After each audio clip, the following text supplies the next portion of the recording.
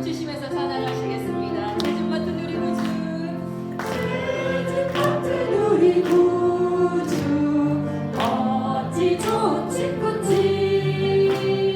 걱정 근심 무거운지 우리 주께 맡기세. 주께 보험 없는 고로 복을 받지 못하네. 사람들이 어찌하여 아랠 줄을 모를까. 시험 걱정 모든 괴로움 없는 사람 누군가. 부질없이 낙심 말고 기도드려 하래세. 이런 진실하신 친구 찾아볼 수 있을까. 우리 역사하시오니 어찌 아니하릴까. 근심 걱정 무거운지 아니 진짜 누군가. 피난처는 우리 예수 주께 기도드리세. 세상 친구 멸시하고 너를 조롱하여도 예수 품에 안기어서 잠들기로 가. 우리 3절 다시 해볼까요? 근심 걱정 무거운지 아니 진짜 누군가. 피난처는 우리 예수 주께 기도드리세. 세상 친구 멸시하고 너를 조롱하여도 예수 품에 안기어서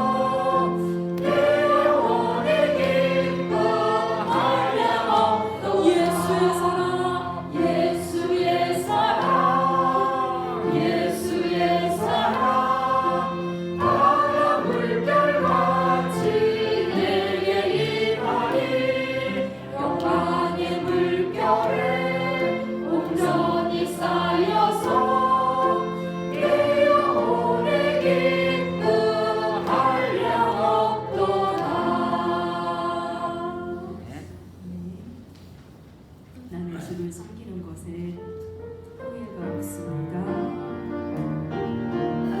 이것이 나의 간증이요 이것이 나의 찬송입니다.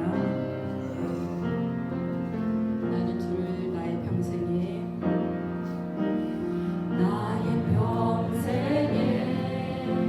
가장 복된 일은 내가 예수님을 만난 것이라.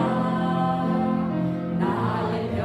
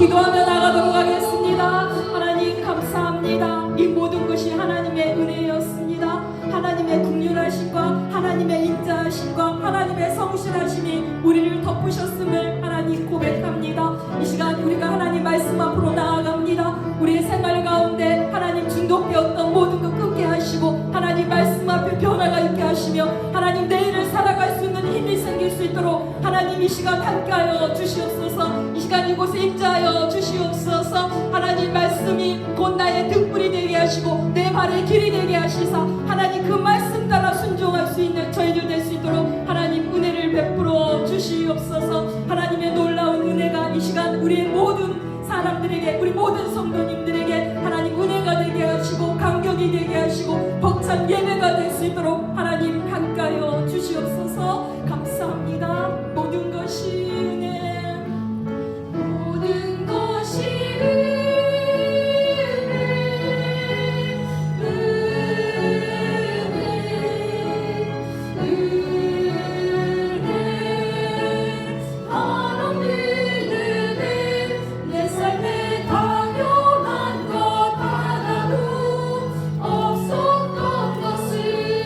모든 것이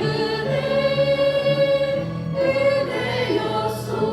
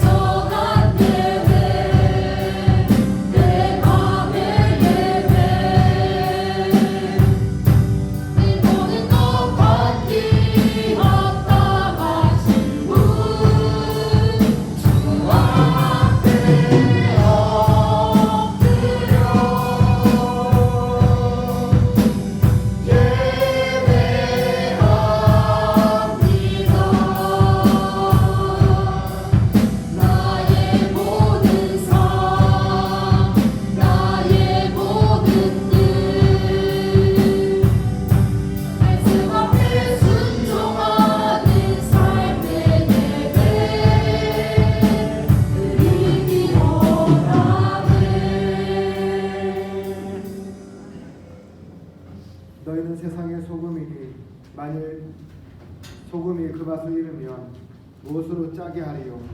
후에는 아무 쓸데없어 다만 밖에 버려져 사람에게 밟힐 뿐이니라. 너희는 세상의 빛이라. 산 위에 있는 동네가 숨겨지지 못할 것이요 사람이 등불을 켜서 말 아래 두지 아니하고 등경 위에 두나니 이러므로 집안 모든 사람에게 빛이 있느니라. 이같이 너희 빛이 사람에게 비치게 하여 그들로 너희 착한 행실을 보고 하늘에 계신 너희 아버지께 영광을 돌리게 하라. 아멘. 고마우신 하나님 아버지 은혜를 감사합니다. 오늘도 우리를 변함없이 사랑하여 주셔서 예배의 자리로 불러주신 은혜 참으로 감사합니다.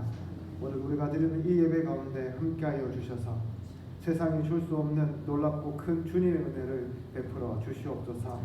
그러나 주님, 지난 한 주를 돌아보면서 우리가 여러 가지 죄악 속에 거하였음을 고백합니다. 알게 모르게 지은 죄, 마음과 생각과 행동으로 지은 죄악들이 많이 있었습니다. 하나님 아버지 용서하여 주시옵소서. 우리의 모든 죄악들을 흰눈보다 더 희게 씻어 주셔서 온전히 주님 앞에 예배하게 하여 주시옵소서. 이 시간 우리가 성령과 진리로 나아갑니다. 성령 하나님 이곳에 임재하여 주셔서 우리에게 성령으로 충만하게 하여 주시고 진리의 말씀으로 오늘도 주님 뜻대로 살기로 결단하는 시간 되게 하여 주시옵소서. 예배 시종을 주님께 맡깁니다. 악한 마귀 사탄 틈타지 못하게 지켜주실 줄 믿사옵고 예수님 이름으로 기도드립니다. 아멘. 찬송가 32장 같이 드리겠습니다.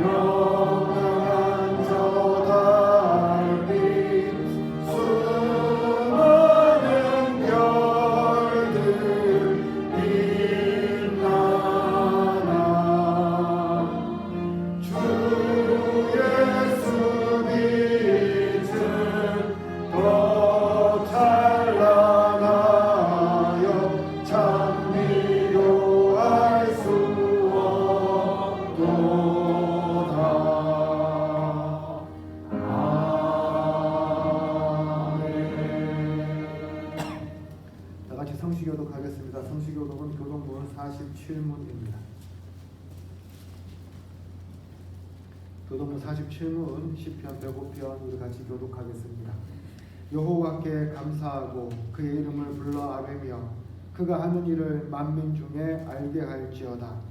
그에게 노래하며 그를 찬양하며 그의 모든 기이한 일들을 말할지어다. 그의 거룩한 이름을 자랑하라. 여호와를 구하는 자들은 마음이 즐거울지로다. 여호와가 그의 능력을 구할지어다. 그의 얼굴을 항상 구할지어다. 그의 종 아브라함의 후손 곧 택하신 야곱의 자손 너희는 그가 행하신 기적과 그의 이적과 그의 입의 판단을 기억할지어다. 그는 여호와 우리의 하나님이시라. 그의 판단이 온 땅에 있도다. 그는 그의 언약 곧 천대에 걸쳐 명령하신 말씀을 영원히 기억하셨으니 이것은 아브라함과 맺은 언약이고 이삭에게 하신 명제이며 야곱에게 세우신 율례 곧 이스라엘에게 하신 영원한 언약이라. 이르시기를 내가 가나안 땅을 내게 주어 너희에게 할 땅은 소유가 되게 하리라 하셨다. 아멘. 사도신경으로 신앙 고백하겠습니다. 나는 전능하신 아버지 하나님 천지의 창조주를 믿습니다. 나는 그의 유일하신 아들 우리 주 예수 그리스도를 믿습니다.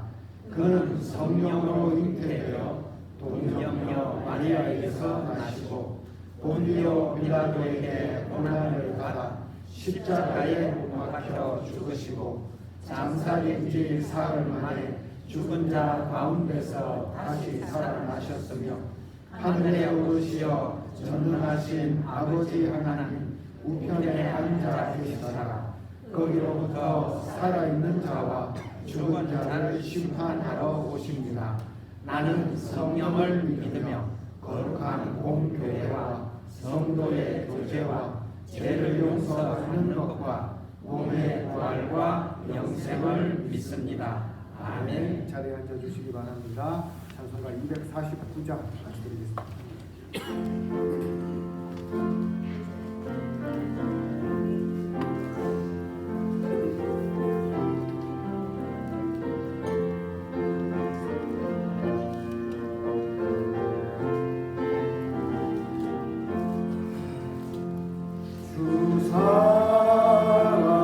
사랑하는 자가 찬송할 때에 그 보좌 앞에 둘러서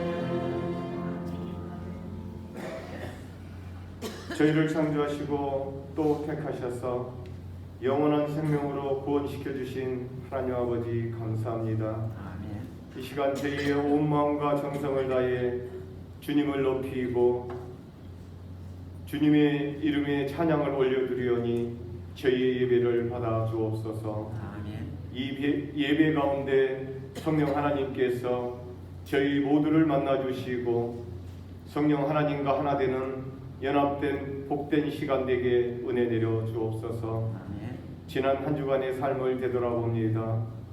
지난 한 주간의 삶 속에서 알게 모르게 행한 저희의 잘못을 아버지 앞에 내려놓습니다.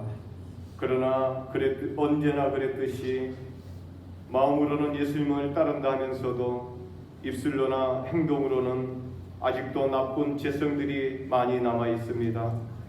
또한 하나님께 매달려 살아야 하지만 세상과 자신의 고집으로 살아가고 있는 저희들의 허물을 용서하여 주시옵소서. 아멘. 저희들 날마다 성령 하나님을 찾고 성령님의 인도하심에 따라 참된 자녀로 살아가는 모두에게 은혜 내려 주옵소서. 아멘. 자신의 정욕과 탐심으로 사는 삶이 아닌 하나님의 영광을 위해 살아가는 모두에게 인도하여 주시옵소서. 이 나라를 위하여 기도합니다. 혼탁한 정국이 하루속히 안정되고 바른 방향으로 나아갈 수 있도록 은혜를 베풀어 주옵소서. 그동안 드러난 부정부패가 철저히 해결되게 하시고 하나님을 거스리는 정책과 제도가 개선되며 대한민국이 성경적 가치 위에 바로 서는 나라 되게 하옵소서. 특별히 공직자들에게 높은 도덕적 기준이 적용되며 불법을 행하는 자들이 지도자의 자리에 서지 못하도록 막아주시옵소서. 그리하여 진실과 정의가 강물처럼 흐르는 나라 되게 하옵소서. 또한 기업과 가게마다 경제적 어려움에 처해 있습니다. 정직과 열심으로 일하는 이들에게 주님의 풍성한 공급하심이 있게 하여 주옵소서. 모든 필요를 채워주시고 위기를 헤쳐나갈 수 있게 힘과 용기를 주시옵소서. 열방을 위해 기도합니다. 복음이 땅끝까지 증거되어 모든 민족이 주님을 알게 하옵소서. 예수님의 십자가의 사랑이 온 세상에 흘러가게 하시고 복음이 닿는 곳마다 거룩한 변화가 일어나게 하옵소서. 개인과 가정, 직장과 학교, 나라와 민족 가운데 용서와 평화가 임하며 기회가 종식되고 전쟁이 끝나게 하여 주옵소서. 하나님만이 온 세상을 새롭게 하실 수 있음을 믿사오니 열방 가운데 주님의 살아계심을 나타내게 하옵소서. 특별히 선교사님들을 보호해 주시고 핍박받는 성도들에게 하나님의 이루하심과 은혜를 주시옵소서.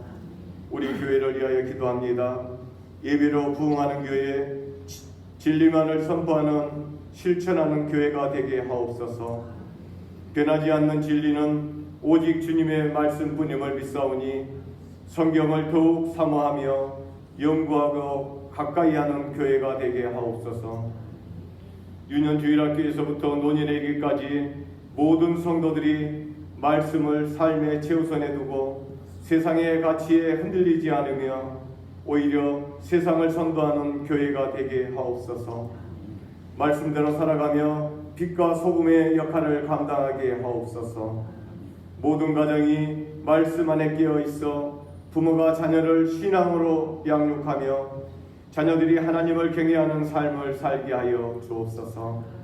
말씀을 듣습니다. 말씀을 전하신 목사님께 하나님의 사랑과 공의를 분명하고 생생하게 전하는 메신저가 되게 하옵소서. 반드시 알아야 할 진리를 담대히 증거하게 하시고 영육간의 강건함을 더하셔서 삶과 사역을 통해 하나님께 영광 돌리는 종이 되게 하옵소서.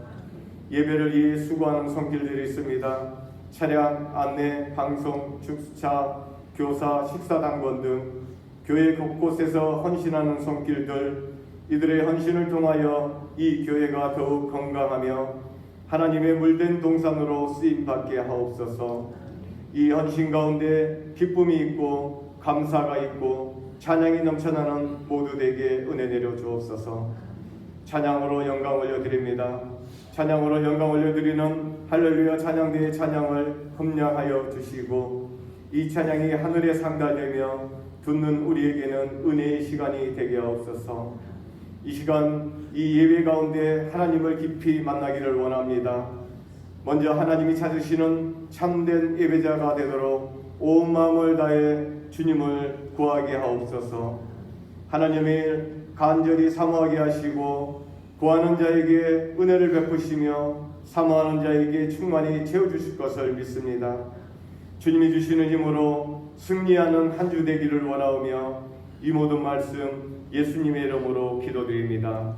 아멘.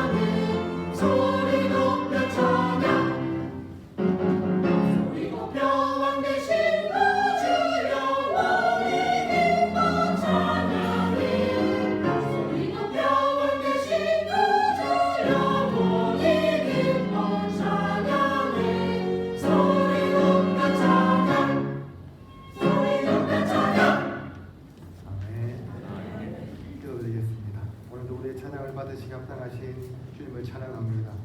오늘 시간 우리 할렐루야 찬양대가 드린 이 찬양 받아주시고 분명하여 주시옵소서.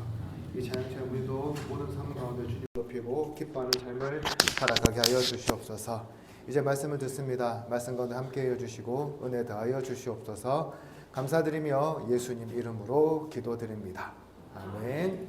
다 같이 하나님 말씀 보도록 하겠습니다. 하나님 말씀은 갈라디아서 2장 15절부터 21절까지 말씀입니다.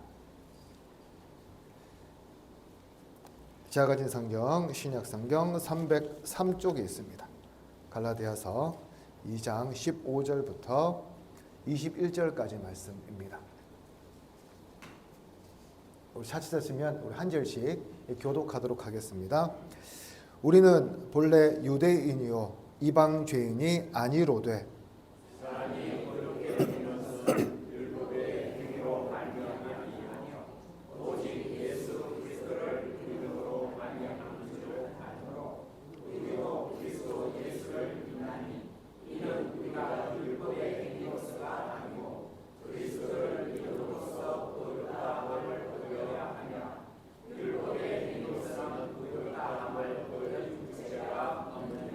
만일 우리가 그리스도 안에서 의롭게 되려 하다가 죄인으로 드러나면 그리스도께서 죄를 짓게 하는 자냐? 결코 그럴 수 없느니라.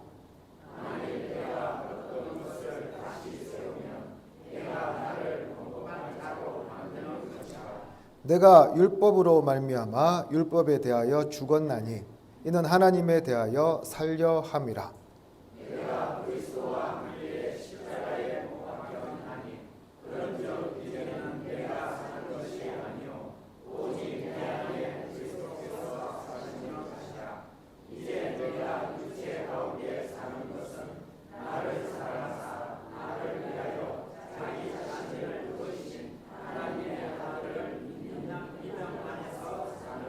같이 읽겠습니다.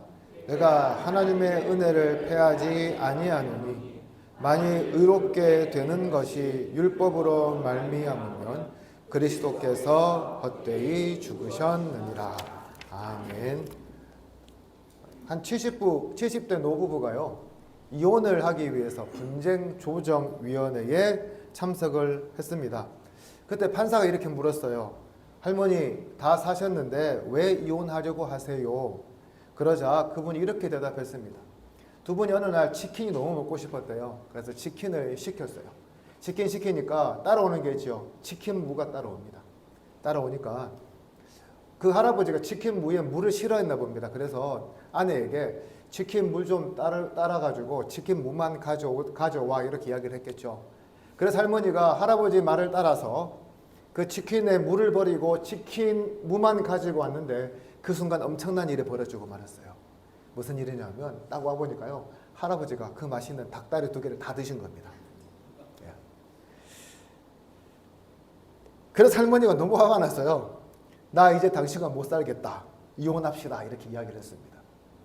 할아버지가 어떻게 반응했을까요? 이 할매가 죄송합니다. 이 할망구가 노망이 났나 하면서 한 마리 더 시키면 되지 이렇게 이야기를 한 거예요.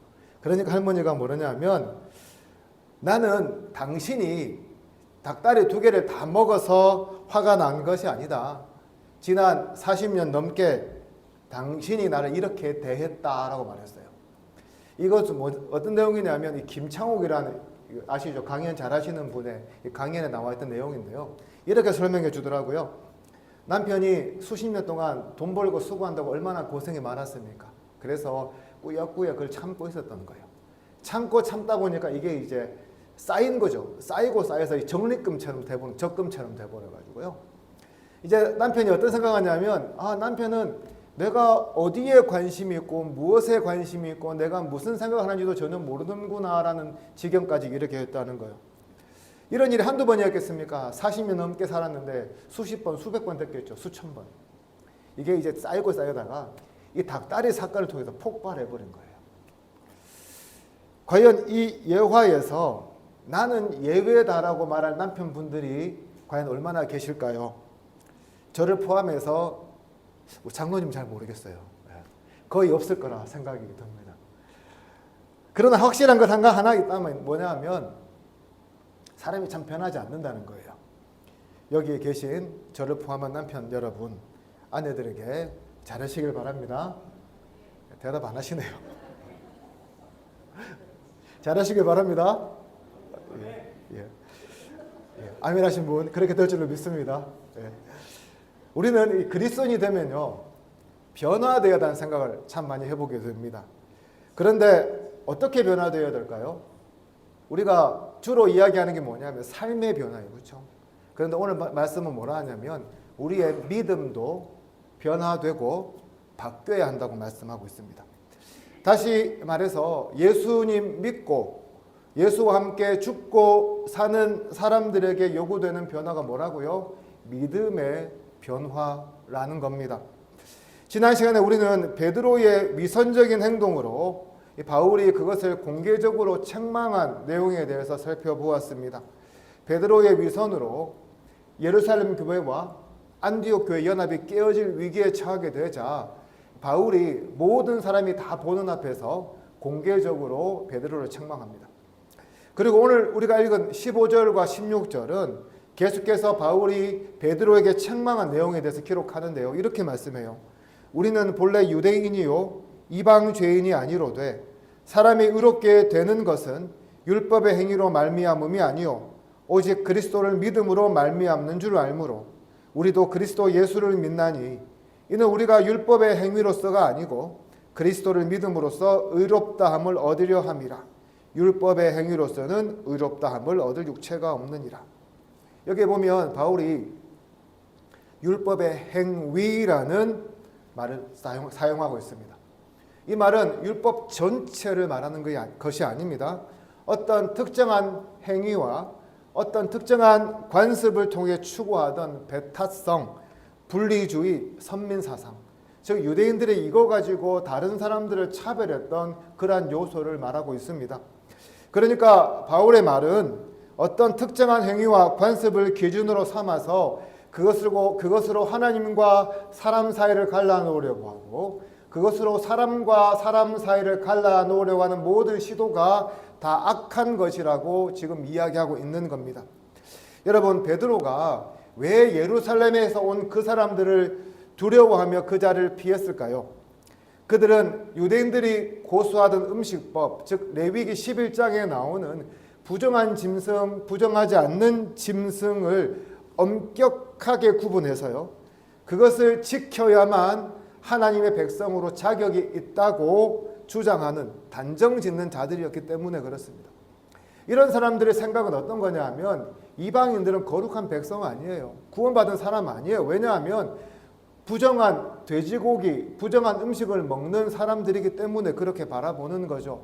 좀 확장해서요, 이렇게 바라보는 사람들 앞에서 베드로가 그런 부정한 사람들과 함께 밥을 먹고 식사를 했다고 생각해 보세요. 사람들 어떻게 바라보겠습니까? 베드로 저 사람 저렇게 안 봤는데 정말 지도자감이 아니다라고 맹비난을 퍼부을 것이 분명했다는 거죠. 바로 이러한 충돌과 이러한 반발의 파급력을 두려워해서 베드로는 그 자리를 피했던 겁니다. 그런데 여러분, 예수 그리스도의 복음이 무엇일까요? 에베소서 2장 14절 이하에 보면 우리가 되게 잘하는 말씀이 나와요. 거기 보면 뭐라 말하냐면 복음이요, 유대주의자들이 이렇게 엄격하게 율법으로 나누어 놓은 이방인과 유대인 사이의 관계를 화평하게 하고 이어붙이는 하나님의 능력이라고 이야기합니다. 에베소서 2장 14절부터 16절 말씀을 세번역 성경으로 읽으면 다음과 같이 이야기를 합니다. 그리스도는 우리의 평화이십니다. 그리스도께서는 유대 사람과 이방 사람이 양쪽으로 갈라져 있는 것을 하나로 만드신 분이십니다. 그분은 유대 사람과 이방 사람 사이를 가르는 담을 자기 몸으로 허무셔서 원수된 것을 없애시고 여러 가지 조문으로 된 계명의 율법을 폐하셨습니다. 그분은 이 둘을 자기 안에서 하나의 새 사람으로 만들어서 평화를 이루시고 원수된 것을 십자가로 소멸하시고 이 둘을 한 몸으로 만드셔서 하나님과 화해시키셨습니다 라고 말씀해요. 여러분, 우리가 율법을 잘 지키면 어떻게 될까요? 특별히 유대주의자들이 주장했던 이 음식법이나 정결법이나 안식일법이나 할례를 몸에 새기면 어떻게 될까요? 이 법들의 특징이 무엇일까요? 우리는 이것을 지키니까 너희들과는 달라라는 겁니다.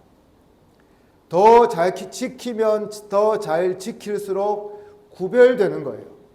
어떻게 보면 이런 것들을 잘 지키면 잘 지킬수록 상대방을 향해서 더 높고 더 단단한 이 벽과 담을 세우는 거라고 말할 수 있습니다. 그러나 이러한 율법주의의 주장은 자기들의 우수성을 스스로 증명하고 스스로에게 만족감을 줄 수는 있을지 모르겠지만 어떻게 보면 이 종교라는 것을 기준으로 해서 이방인과 유대인을 다시 나누는 행위라고 할 수 있었습니다. 더 나아가 이렇게 조성된 분열과 대립은요, 이방인들과 죄인들이 하나님께 나오려는 그런 통로를 완전히 봉쇄해 버렸다는 거죠. 그러니까 하나님 보시기에는 이런 악한 행위를 그들은 자신도 모르게 하고 있었다는 말입니다. 바울은 그 사실을 간파하면서요, 18절에서 이렇게 말합니다. 만일 내가 헐었던 것을 다시 세우면 내가 나를 범법한 자로 만드는 것이라. 바울은 율법주의자들의 행태가 예수 그리스도께서 십자가에서 무너뜨렸던 이방인과 유대인 사이의 벽을 다시 세우는 것이라고 비난하면서 이 일이 유대인과 이방인 모두에게 의로운 행동이 아니라 불의함으로 몰아넣는 행위라고 지적합니다. 무슨 말입니까? 이것은 복음의 작은 생채기 정도로만 내는 것으로만 그치는 것이 아니라요, 복음의 반대편에 서서 복음을 적대하게 만드는 적그리스도적인 행동이라고 지적하고 있는 거죠. 그렇습니다, 여러분. 교회는 율법의 행위들을 통해서 너와 나, 유대인과 이방인, 남자와 여자, 주인과 종을 엄격하게 구분짓고 서로 간에 높고 낮음으로 차별하는 곳이 아닙니다. 대신에 교회는 인간이 규정해 놓은 모든 사회적 그리고 종교적 장벽들을 무너뜨리고요, 오직 하나님 안에서 하나 되는 기쁨과 회복을 누리는 복음 공동체라고 지금 바울은 말하고 있는 거예요. 과거에 유럽이 제국주의를 추진할 때예요, 항상 군사만 보낸 게 아니었어요. 항상 뭘 같이 보냈냐면 선교사를 같이 보냈어요. 정말 웃긴 것은 유럽이 중국에 아편을 실어 나르면서도요, 그 아편을 실어 나르는 배에 선교사 같이 태워서 보냈어요. 무슨 말이냐면 선교사에게 열심을 냈다는 거예요. 근데 문제는 뭐냐 하면 가서 교회를 세웁니다. 교회를 세우는데요, 어떤 교회를 세우냐면 백인들을 위한 교회, 흑인들을 위한 교회, 확인종을 위한 교회, 귀족을 위한 교회, 평민을 위한 교회를 따로 세웠어요. 이렇게 차별하는 교회를 세웠는데 이것이 과연 교회의 올바른 모습이냐 하는 거죠. 여러분, 우리나라라고 다를까요? 제가 과거에 한번 예화를 들었는데 서울에 가면 승동교회라고 아주 오래된 교회가 있습니다. 선교사님이 양반들과 함께 세운 교회였습니다.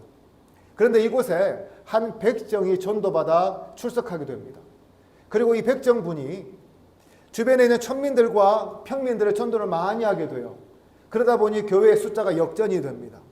양반들보다 이렇게 쌍놈이라 부르는 사람들이요, 훨씬 더 많아지는 거예요. 그러다가 중요한 날이 닥쳤어요. 무슨 날? 장로 투표하는 날. 누가 됐을까요? 양반이 떨어지고요, 이 백정인 분이 장로가 되었습니다. 뒤에 반응이 무엇인 줄 아세요? 양반들이요, 우리가 어떻게 해서 쌍놈들과 함께 신앙생활을 하냐고 몽땅 다 나가서요, 서울에, 경북 안동이 아니고요, 서울에 안동교회라는 교회를 세웠어요. 그러니까 승동교회는 평민들과 천민들이 모여있는 교회, 서울의 안동교회는 양반들만 모여있는 교회가 되어버린 거죠. 이게 과연 하나님 보시기 아름다운 교회의 모습일까요? 오늘날이라고 다를까요? 제가 학교 다닐 때 제 친구 하나가 아주 자랑스럽게 이런 말을 했습니다. 야, 우리 교회에는 막노동하는 장로님이 있다 라고요. 이게 정말 자랑할 것인지는 잘 모르겠지만 그때 저도 꽤 놀라면서요, 와, 너네 교회 성도들 진짜 대단하네 라고 제가 대답했던 기억이 나요. 오늘날 서울의 큰 교회에 가면 소위 이런 직분을 받기 위해서 헌금하는 것, 돈을 내는 것 불문율처럼 되어버렸다고 합니다. 제가 설교를 준비하면서요, 여기에 관한 뉴스를 검색하다 보니까 10년 전에 2015년에 나온 뉴스를 하나 발견했어요. 거기 보면 어떤 내용이냐면 2015년에 인천의 한 큰 교회가 임직식 하면서 헌금을 내라고 했다는 내용이었습니다. 그 뉴스에서 말하기를 담임 목사님이 이번에 임직할 장로가 30명 되더라고요. 30명에게 각각 얼마씩? 5천만 원씩. 안수 집사들에게는 800만 원씩, 권사들에게는 300만 원씩 내라고 했다는 것이었습니다. 솔직히 지금은 모르겠어요. 인플레가 심해져서 더 내라 할지도. 그런데 교회의 일꾼을 세우면서 그 대가로 헌금을 요구하는 것 자체가 맞느냐고 물어본다면요, 저는 단언컨대 아니라고 대답합니다. 왜 그렇습니까? 이 관습 자체가 교회가 평등하고 하나 되는 공동체가 아니라는 것을 보여주기 때문에 그렇습니다. 여러분, 너무 신실하고요, 너무 훌륭한 일꾼인데 5천만 원이 없어서 장로가 되지 못하고, 800만 원이 없어서 장례필사가 되지 못하고, 300만 원이 없어서 권사가 되지 못한다고 생각해 보십시오. 그게 과연 교회라고 말할 수 있을까요? 여러분, 이런 곳은 교회 아니에요. 철저히 돈과 권력에 따라 성도가 평가되는 아주 나쁜 장소라고 할 수가 있습니다. 그래서인지 몰라도요, 소위 그 막노동하는 장로님의 이야기를 들으면서요, 꽤 놀랐던 기억이 있습니다. 제가 과거에 섬겼던 한 교회는 몸이 좀 불편하신 상태로 관리 집사님을 하시다가 장로님 되시고 원로 장로님 되신 분이 계세요. 그 장로님이 어느 날 저에게 이렇게 말해 주었습니다. 자기가 몸은 좀 불편하지만 한 대기업에서, 한 기업에서 이제 현장직으로 일을 하고 있었답니다. 그때 마침 교회의 관리 집사님이 비게 되었어요. 그래서 담임 목사님이, 그 장로님 되셨지만 그 당시 집사였으니까 집사님을 부르시더니 우리 교회에서 관리 집사로 봉사해 주면 안 되겠냐고 물었습니다. 그래서 사례도 이야기해 주더래요. 그래서 월급이라고 하죠. 그 월급을 들어보니까 자기가 지금 공장에서 일하는 월급의 반도 안 되는 액수, 자기 식솔이 자녀가 2명이나 있고 그렇게 살고 있는데, 근데 이분이 이렇게 말씀하시더라고요. 그래도 내가 주님의 말씀이라고 듣고 그 말에 순종하였더니 하나님 지금까지 내 삶을 이렇게 이끌어 주셨습니다 라고요. 사실 그분은 그때도 지금도 부자가 아니에요. 충성했는데 부자로 살지 못합니다. 말씀 들어보니까 참 어렵게 공부시키고 사셨더라고요. 그런데 지금도요, 자식들이 명절에 주는 용돈을 모아서 꽤 액수가 모아지면 교회 목사님께 가지고 와서 선교 헌금으로 써달라고 드리고 있고요. 새벽 기도는 교회에서 항상 제일 오래 하고 계시고요. 말없이 성가대 봉사도 하시고요. 보이지 않는 곳에서 열심히 섬겼어서 지금도 교인들의 그런 존중을 한 몸에 받고 계세요. 그렇습니다, 여러분. 교회에는 돈 있고 권력 있고 힘 있는 사람만 주목받아서는 안 돼요. 그렇다고 돈 없고 연약한 사람만 주목받아서도 안 돼요. 모두 다 함께 주목받고 하나 되는 곳이 어디라고요? 교회가 되어야 한다는 거죠. 세상에서 나는 너와 다르다고 서로 경쟁하며 벽을 쌓아 올리고 있지만, 세상에서는요, 교회는 그런 쌓아 올린 벽들을 어떻게 해요? 철저히 허무는 곳이 되어야 한다는 겁니다. 오늘 우리 교회는 어떻습니까? 여러분들은 교회된 자로서 서로를 향해서 벽을 쌓고 있습니까? 아니면 그 벽을 무너뜨리고 있습니까? 나는 옆에 있는 성도들과 질적으로 달라. 나는 지식으로 따져도 더 우월해. 나는 재정적으로 여유가 있으니 좀 갑질을 해도 돼. 나는 오래 믿었으니까 좀 잘난 체해도 돼 라고 생각하는 분이 혹시나도 계시다면 죄송하지만 여러분, 그 마음 좀 내려놓으시기를 바랍니다. 우리는 여러분, 벽을 쌓는 사람들이 아니에요. 우리는 그 벽을 쌓아서 차별하는 사람들이 아니에요. 오히려 쌓아놓은 벽도 무너뜨려야 하는 사람들이 누구라고요? 저와 여러분이라는 겁니다. 예수 그리스도가 십자가에서 우리 사이에 놓여있던 장벽을 다 무너뜨린 것처럼 우리도 그 벽을 무너뜨려야 합니다. 그런 면에서 교회야말로 정말 차별이 없어야 하는 곳이고요. 교회야말로 서로 하나 되어서 사랑하는 공동체가 되어야 한다는 것입니다. 여러분 주변 사람들 한번 쳐다보십시오. 눈, 코, 입 없는 사람 있습니까? 다 있잖아요. 그렇죠? 팔다리 다 가지고 있죠. 여러분과 뭐가 다릅니까? 그렇다고 옷을 벗고 있으면 옷 다 입고 있잖아요. 고작 세상에서 조금 더 내가 부유하다고, 고작 내가 세상에서 좀 더 많이 배웠다고, 고작 내가 세상에서 좀 더 잘 나간다고, 고작 내가 교회에 좀 더 다녔다고 우리가 으스대면 안 된다는 겁니다. 그것보다는요, 나의 강함이 있다면 그것을 통해서 교회에서 좀 약한 사람의 도움이 되어주고, 내가 좀 더 부유하다면 그것을 가지고 성도들의 필요를 채워주는 여러분 되기를 소망합니다. 그런 아름답고 차별 없이 서로 사랑 안에서 하나 되는 우리 지세포 제일교회 모든 권속들 되기를 주님의 이름으로 축복합니다. 계속해서 16절 말씀에 보면 굉장히 중요한 말씀이 하나 등장합니다. 뭐라 말씀합니까? 사람이 의롭게 되는 것은 율법의 행위로 말미암음이 아니요 오직 예수 그리스도를 믿음으로 말미암는 줄 아는 거로라고 말씀해요. 우리가 잘 아는 말씀이죠. 구원은 율법인 행위가 아니에요. 뭘로요? 예수 그리스도를 믿음으로 구원받습니다. 바로 그 근거가 오늘 이 16절 말씀에 있어요. 다시 한번 여러분께 질문하고자 합니다. 여러분 신앙생활 하면서 예수님 한 분만으로 충분합니까? 예수님 한 분만 믿으면 구원받을 수 있는 거 확신합니까? 그럼에도 불구하고요, 오늘날 수많은 교인들이 자신이 의롭게 되기 위해서 이 사실 하나로 만족하지 못하고 또 다른 것을 추구하려는 유혹에서 잘 벗어나지 못합니다. 왜냐하면 그냥 믿음으로 우리가 구원받는다고 하면 내가 어떻게 해요? 드러나지 않아요. 내가 얼마나 대단한지 보여줄 수 없어요. 그래도 내가 당신보다는 믿음이 좋아라고 하고 싶은데 그렇게 하지 못하니까요, 여러 가지 항목을 덕지덕지 붙여서 자신을 자랑하거나 남을 정죄합니다.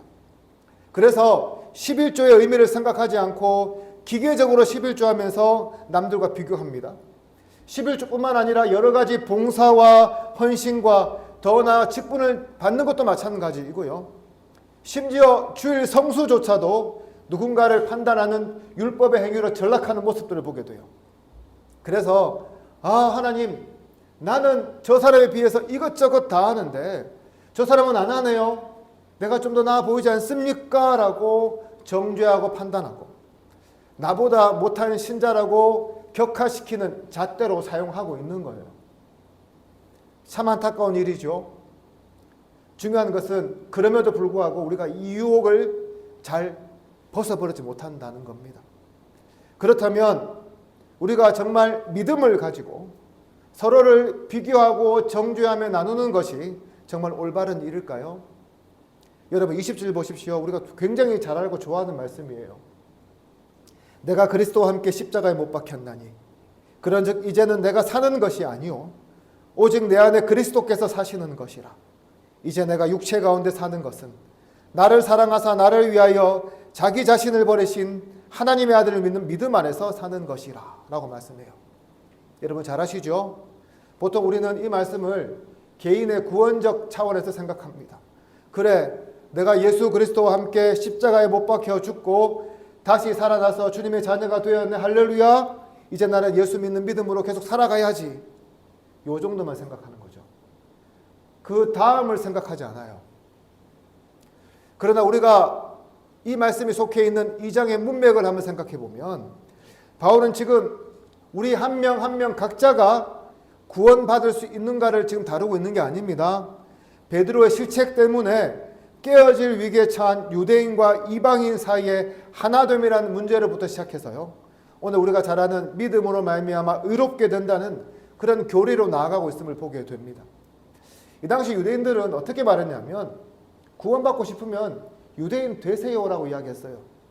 할례 받으시고요, 안식일 법도 지키시고요, 정죄법도 지키시고요, 음식법도 지켜서 진정한 유대인 되세요. 그래서 하나님 백성으로 편입되세요. 그리고 이것을 뭐라고요? 복음으로 여겼어요. 하지만 바울의 생각은 좀 달랐던 거죠.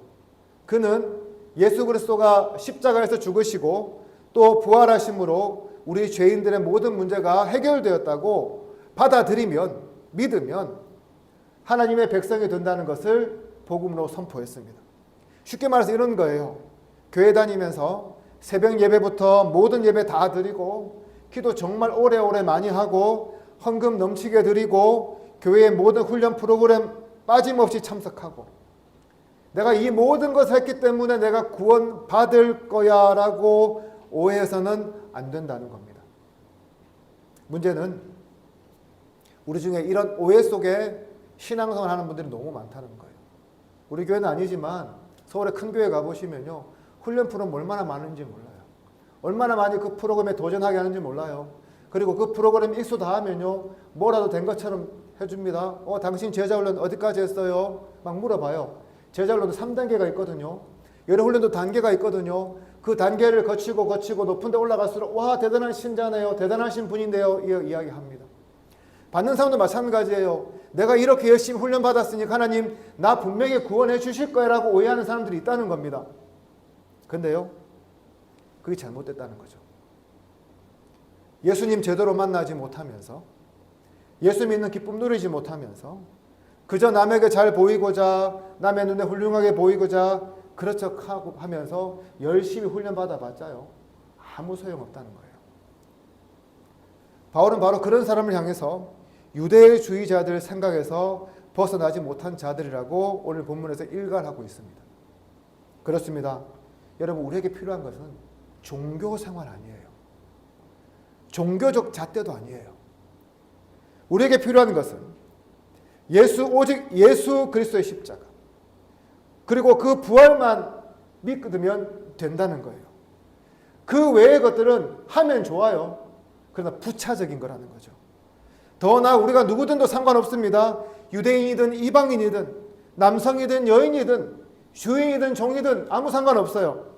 오직 예수 그리스도가 나와 이 세상을 위해 죽으셨고 부활하신 것을 믿기만 하면 되는 거예요. 여러분 사회적 계급도 문제 없습니다. 직업도 상관없어요. 출신도 상관없어요. 예수님의 죽으심과 부활하심을 믿기만 하면 우리는 의롭게 되어서요. 하나님의 백성이 된다는 말씀이에요. 바울은 이 놀라운 자유의 복음이 우리에게 주어졌음을 선포합니다. 이것 외에요. 다른 것 복음으로 받아들이지 말고요. 이것 외에 다른 것 믿음의 대상으로 받아들이지 말고요. 이것 외에 다른 것들을 신앙의 판단 기준으로 삼아서도 안 된다고 경고합니다. 그렇습니다. 우리는요. 모든 믿음 안에서 한 형제이고 한 자매일 뿐 어떤 평가도 어떤 담도 쌓을 필요가 없고요. 쌓아서도 안 된다는 겁니다. 제가 어린 시절에 우리 교단은 우리 고신이다 나간 지금 108라고 부르죠. 총공회 사람들을 향해서 이단으로 막 정죄했어요. 멸시했어요. 그런데 제가 신학대학원에 입학하니까요. 108 출신 전도사님이 오셨어요. 알고 보니까 총공회에서 자기들이 신학교를 제대로 운영할 수 없으니까 저희 학교에 보내서 위탁 교육을 시키더라고요. 재건파도 마찬가지고. 무슨 말입니까? 이단이에요? 아니에요. 그분들도 하나님 안에서 한 형제고 자매라는 말씀이에요. 어릴 때 우리도 어땠습니까? 주일 성수 굉장히 강요 많이 받았잖아요. 그렇죠? 그래서 제가 어릴 때 기억하기로는 우리 어머니가 내가 과자를 너무 먹고 싶은데 주일에는 절대 용돈을 주지 않았어요. 진짜로. 그리고 제가 어릴 때 저희 부모님 주일날 공부하면 공부 못하겠어요. 왜? 주일 성수하라고. 이게 고신 정신이었거든요. 주일 성수하기 위해서라면 돈도 써도 안 되고 주일날은 공부조차 하면 안 된다는 것이 오랫동안 내려온 우리 교단 전통이었어요. 그러면서 어떤 생각하냐면 주일날 돈 쓰고 주일날 놀러 다니고 주일날 공부하는 교회를 향해서 뭐라고요? 정죄했어요. 저 사람들 잘못된 것이라고. 그러나 어떻습니까? 오늘날 우리 별로 상관하지 않잖아요. 그거 가지고 정죄할 필요 하나도 없다는 거죠. 요즘도 WCC라고 있더라고요. 뭐 세계교회협회 WCC 거기에 가입된 교단들을 이단으로 정죄하는 사람들이 있습니다. 그래서 제가 말씀드리지만 거기 계신 분들 중에도 신실한 분들 굉장히 많아요. 어떤 분 만나서 이야기하니까 이렇게 말씀하시더라고요. 요즘 신대원이 좌경화되었다. 자유주의에 빠졌다. 라고 말씀하신 분도 계세요. 그래서 여러분 제가 부탁하는 거는 우리가 누구를 향해서 쉽게 정죄하지 않았으면 좋겠다는 거예요. 여러분 천국 가면 장로교만 있을까요? 침례교만 있을까요? 감리교만 있을까요? 천주교만 있을까요? 성공회만 있을까요? 동방정교회만 있을까요? 우리 고신만 있을까요? 아니에요. 천국엔 아무것도 없어요. 뭐만 있습니까? 그리스도인만 있어요. 주님은 우리가 교파에 상관없이 복음 안에서 하나 될 것을 요청하시는데 우리가 다른 교단을 정죄하기 이전에 다른 교회를 비난하기 이전에 먼저 우리가 복음 안에서 그분들과 한화된 사람들임을 우리가 좀 먼저 기억했으면 좋겠습니다. 싸울 필요 하나도 없어요. 남들이 비난하더라도 합쳐서 비난하지 마세요. 주님은 우리가 주변 교회에 다니는 분들도 우리 형제와 자매라고 말씀하시는 것을 기억하면서요. 여러분 좀 아름다운 관계를 이어가시기를 소망합니다. 더 나아가 이 기준은 믿지 않는 자들에게도 동일하게 적용이 되어야 합니다. 오늘날 세상은 어떻습니까? 혈연과 지연과 학연으로 서로를 가르고 당을 짓게 몰두합니다. 그래서 우리가 잘 하는 말이지요. 무슨 말입니까? 우리가 남이가 이런 말 많이 해요. 이게 선거 때만 나오는 말이 아니더라고요. 우리가 의외로 자주 씁니다. 이 말의 의미하는 바가 무엇입니까? 우리 집단 밖에 있는 모든 사람들은 다 뭐라고요? 우리의 적이다, 우리의 남이단 말이에요. 그렇다면 교회는 어떻습니까? 우리도 이러한 일들 참 많이 경험하거든요. 솔직히 말해서 오늘날 우리 개신교만큼 많은 종파가 어디 있습니까? 없어요. 대한예수교 장로교 이름 200개 넘어요. 다 명분도 있지만 보통 뭡니까? 끼리끼리 자기들끼리 좋아서 나간 거거든요. 오늘날 개신교인들만큼 각자의 신앙적 기준을 절대화시키며 다른 사람들을 정죄하고 비난하는데 능숙한 사람들이 있습니까? 없어요. 왜 정죄하고 비난합니까? 우리는 너네와 달라라는 것을 보여주기 위해서 정죄하는 거죠. 우리만큼 율법의 행위를 많이 만들어내고 벽을 세우고 울타리 치고 안과 박을 날카롭게 구분하고 이웃을 향해 지옥 운운하는 말들을 쉽게 만들어내는 사람들이 있습니까? 세상에 별로 없어요. 우리의 이러한 오만함과 율법의 행위들이 만들어내는 결과를 한번 보십시오. 오늘날 개신교를 모티브로 한 드라마 한번 보세요. 교회에 항상 부정적으로 묘사합니다. 이외에도 개신교의 허울을 쓴 수많은 이단과 사이비들을 양산해내었고 끝없는 분쟁과 싸움으로 아픔을 겪는 것 참 많아요. 여러분 우리가 한 30년 전으로 시계를 한번 돌려보세요. 교회가 어떤 모습이었습니까? 사람들이 교회 하면요 좋은 곳이라고 이야기했어요. 윤리적으로 바른 곳이라고 이야기했어요. 사람들 참 점잖고 신사적이라고 이야기했어요. 그런데 지금은 어떤 줄 아세요? 교회에 다닌다고 하면 이런 말 쓰더라고요. 믿고 거른다. 들어보셨습니까? 그냥 상종하지 못할 사람이라는 말들이요.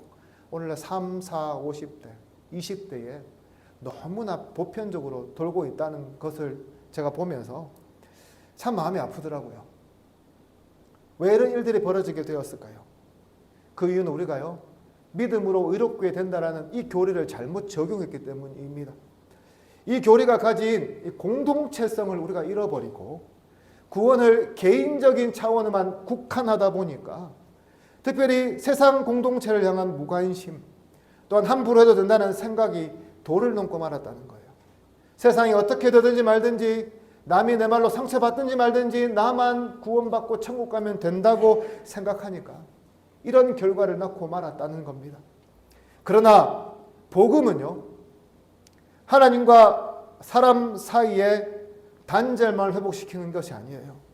사람과 사람 사이에 존재하는 장벽도 무너뜨리는 하나됨을 추구한다는 겁니다. 그렇게 본다면 누구든지 믿음으로 말미암아 하나님의 자녀가 될 수 있다는 이 교리야말로 교회 밖에 있는 수많은 사람들을 담대하게 초청할 수 있는 초대장이 된다는 사실을 우리가 깨닫게 됩니다. 여러분 예수 만나서 귀신 들린 딸을 고쳐달라는 수로보니게 여인 한번 생각해 보십시오. 이 여인이 율법 알았을까요? 몰랐을까요? 성경 한 번도 보지 못했을 겁니다. 그런데 어떻습니까? 어떻게 보면 오늘날로 하면요. 교회에 발 한 번 들이지 못한 사람이라고 할 수 있습니다. 그런데 이 가나안 여인이 예수님 앞에서 주인의 상에 떨어지는 부스러기라도 좋으니 도와달라고 간청했을 때에 예수님은 그 여인의 믿음이 크다고 말씀하시며 소원대로 될 것이라고 이야기하셨어요. 바울이 말하는 믿음이 바로 이런 믿음입니다. 가나안 여인이 가졌던 그 믿음만 있으면 유대인이든 이방인이든 다 하나님의 백성이라는 겁니다. 그런 면에서 믿음으로 말미암아 의롭게 된다는 이 교리는 예수 믿는 우리만 구원받은 백성이고 너희는 다 지옥 간다라는 그런 배타적인 선언이 아니에요. 누구든지 주의 이름을 부르는 자는 다 구원을 받는다라는 뜻이라는 것입니다. 그런 면에서 여러분 주변에서요 복음에 관심을 보이고 예수 그리스도를 믿고자 하는 분들이 있다면 그분들도 뭐라고요? 하나님의 백성이라는 사실을 잊어서는 안 됩니다. 믿음의 연수가 적고 미숙한 자들도 그 믿음만 있다면 우리와 똑같은 하나님의 백성임을 우리가 어떻게 해요? 인정할 수 있어야 한다는 거예요. 초신자들이 우리 눈에 한없이 부족해 보이고 정말 여러 가지 죄악 가운데 강한 것처럼 보여도 그 안에 믿음이 있다면 우리가 함께 기뻐할 수 있어야 한다는 것입니다. 그러므로 사랑하는 성도 여러분, 아직 교회에 출석하지 얼마 되지 않지만 믿음을 가지려고 마음먹고 있는 사람들이 있다면, 믿음이 얼마 되지 않아서 세상 속에서 여전히 방황하고 있는 사람들이 있다면, 그래서 그리스도인답게 살지 못해서 삶이 참 허술하지만 그래도 주님 믿는 사람이 있다면 그들도 우리와 믿음 안에서 한 형제와 자매가 되었음을 기억하면서요 따뜻하게 맞아주시기를 바랍니다. 여러분들의 그 관용과 그 사랑이 우리 교회 공동체를 믿음 안에서 더욱 아름답게 세워갈 줄로 믿습니다. 이제 말씀을 정리합니다. 우리 모두는 예수 그리스도와 함께 죽고 다시 살아난 사람들이에요. 그러니까 우리가 어떻게 해야 된다고요? 믿음 안에서 살아가야 합니다. 그런데 예수 안에서 믿음으로 살아가는 것이 참 쉽지 않습니다. 왜냐하면 우리가 이 땅을 살아가면서 그동안 쌓아왔던 그러한 벽들을 무너뜨려야 하고요. 우리가 믿음 생활하면서 성도를 향해 쌓아오는 그 벽들도 무너뜨려야 하기 때문에 그렇습니다. 끊임없이 나는 여러분 당신들과 달라라고 세뇌했던 그런 생각들도 교정해야 하기 때문입니다. 하나같이 쉽지 않은 변화들이라는 거죠. 그러나 우리가 진정 믿음을 가진 사람들이라면 우리는 이 변화를 추구하고 수용할 수 있어야 합니다. 내 안에 벽을 허물어서요 주변에 있는 성도들과 하나가 되고, 우리 교회에 있는 벽을 허물어서요 주변에 있는 교회들과 연합하고, 믿지 않는 자들을 향해 싸우는 그 벽들을 무너뜨려서요 그들이 주님께 돌아올 수 있도록 우리가 초청할 수 있어야 한다는 거예요. 오늘 이 말씀처럼 믿음으로 벽을 허물어 교회 안에서 하나 되는 변화를 함께 만들어가기를 소망합니다. 더 나아가 세상과 화해하고 화평하며 그들을 주님께 인도하는 그런 변화도요 우리가 함께 추구하기를 소망합니다. 오늘 이 시간 이렇게 살아가기로 결단함을 통해서 오늘도 온전한 복음의 삶을 살아내는 저와 여러분 되기를 주님의 이름으로 축복합니다. 기도드리겠습니다. 하나님 아버지 감사합니다. 오늘도 우리에게 하나님 말씀을 주셔서 감사합니다. 오늘 말씀처럼 우리가 복음 안에서 우리 안에 쌓은 벽들을 무너뜨리게 하여 주시옵소서. 우리 성도를 향해 쌓은 벽, 주변 교회를 향해 쌓은 벽, 그리고 불신자들과 초신자들에게 쌓은 벽들을 다 무너뜨려서 우리가 차별 없이 온전한 하나됨과 구원의 기쁨을 누리게 하여 주시옵소서. 감사드리며 예수님 이름으로 기도드립니다. 아멘. 다 같이 말씀을 생각하시면서 찬송가 289장 같이 드리겠습니다.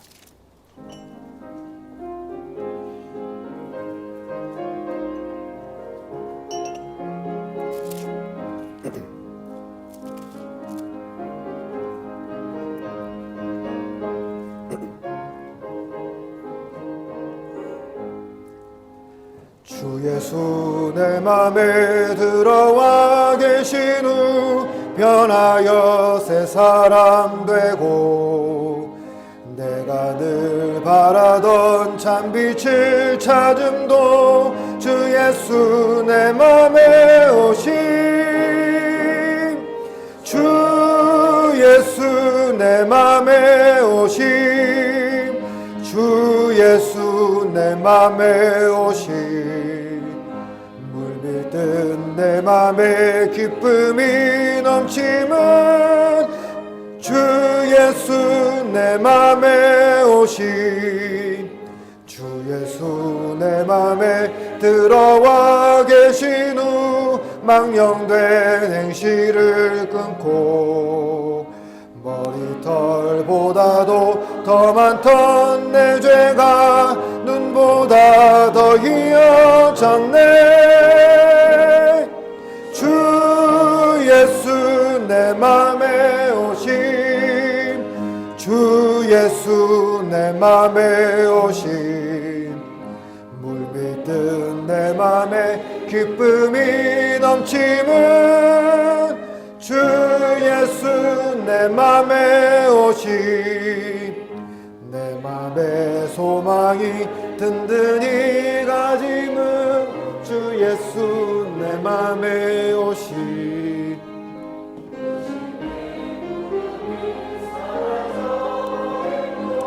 주 예수 내 맘에 오심,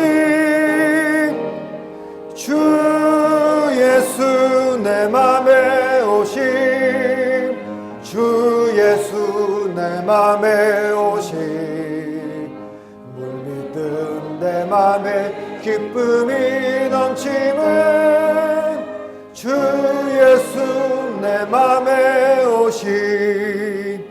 사망의 음침한 골짜기 가다가 밝은 빛 호련히 비춰 저 멀리 하늘문 환하게 보임도 주 예수 내 맘에 오심,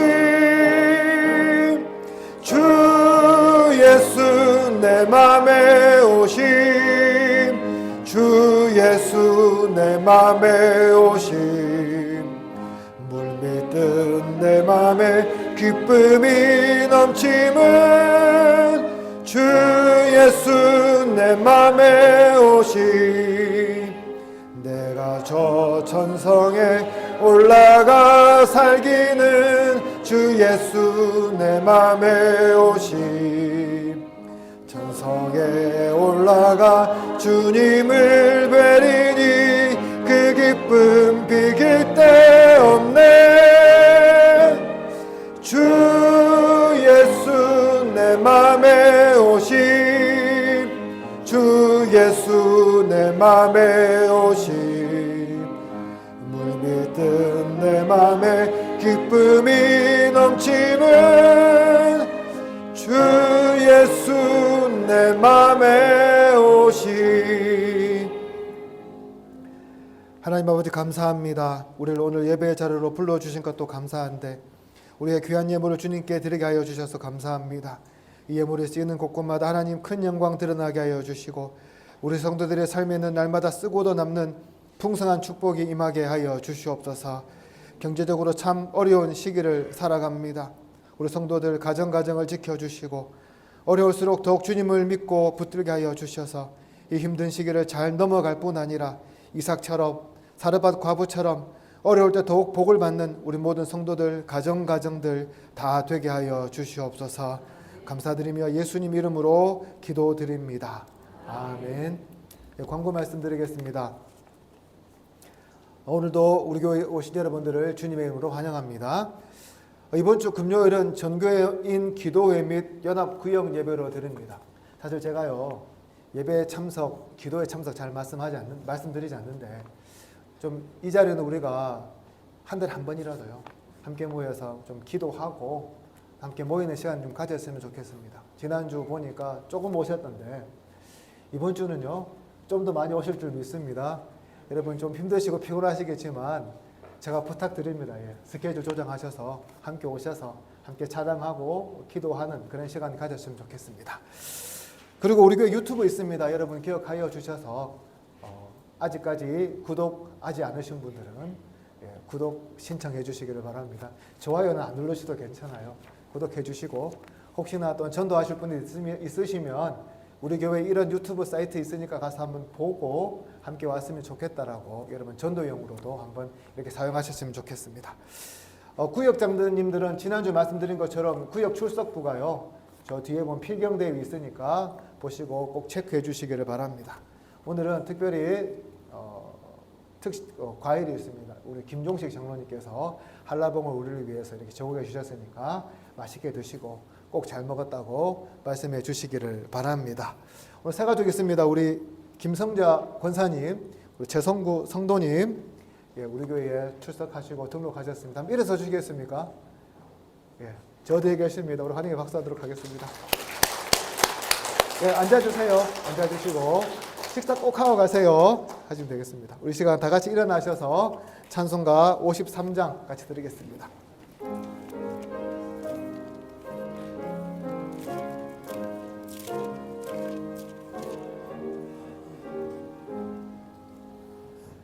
성전을 떠나가기 전 머리를 숙일 때 주께서 함께 계시고 복 내려 주소서. 집으로 돌아가는 길 주 동행하시고 내 모든 언행 심사를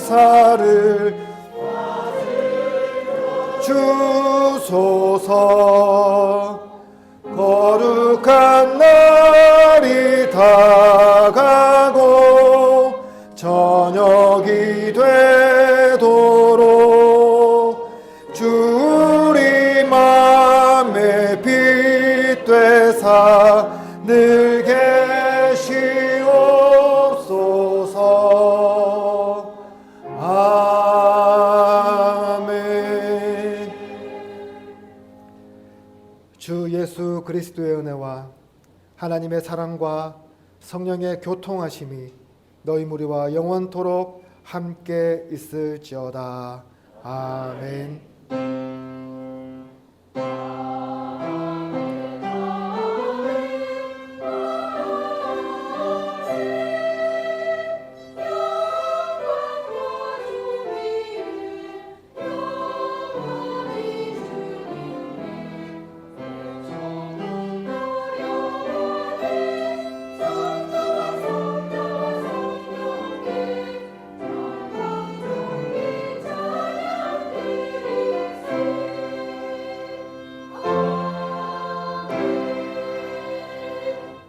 우리 앞뒤 좌우분들과 인사하겠습니다. 반갑습니다.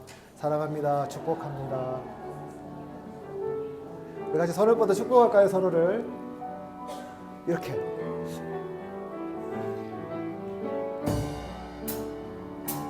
주께 힘을 얻고 그 마음에 시온의 대로가 있는 그대는 하나님의 축복의 사람이죠. 주님 그대를 너무 기뻐하시죠. 주의 집에 거하기를 사모하고 주를 항상 찬송하는 그대는 하나님의 축복의 사람이죠. 주님 그대를 너무 사랑하시죠. 그대 섬김은 아름다운 찬송,